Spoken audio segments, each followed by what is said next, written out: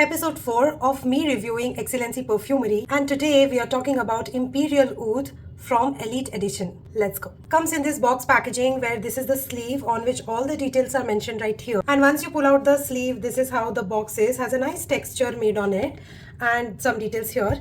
And then this is where the perfume bottle is sitting. A nice thick heavy glass with yellow tint on it and the details of the perfume right here, and a beautiful cap which is quite tightly fit in here.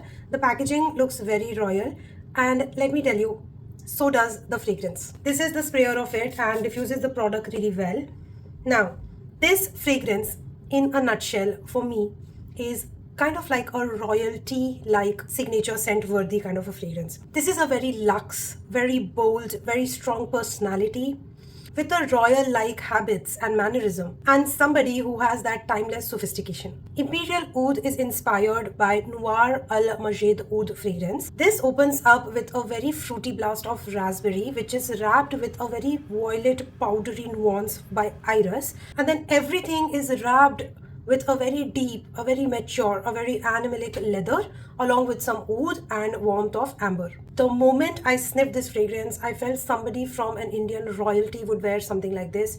I could definitely see like some Nawab, a young Nawab wearing it, maybe Saif Ali or Taimur wearing something like this. It has a nice traditional oud feel to it. If you are a oud beginner, this may be a heavy hitter for you. So go easy on the number of sprays. This is for somebody who has some experience with oud, especially the oud and leather combination. The animalic hints in this sort of make it more masculine, appealing. It is still unisex. I still wear and enjoy it, but I mostly enjoy it more when it is on my man. It performs really well. Get a longevity of around 7+ hours with 7 to 8 sprays. Don't overspray and don't overdo this fragrance because it really performs well. And this is something that projects heavily, and also the sillage is great. It fills the room. I definitely say that this is not office friendly fragrance.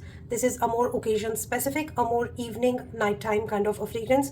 If you're going for a party, if you are going for a dawat, if you're going for wedding, I think this is the kind of fragrance that will do really well. So, and also it is kind of a mature fragrance. Don't see teenagers wearing something like this. Overall, if you want to smell like a royal Nawab, this is the fragrance to go with. That concludes episode number 4. Follow me for more perfume content, and I'll see you very soon in episode number 5. Stay tuned. Bye.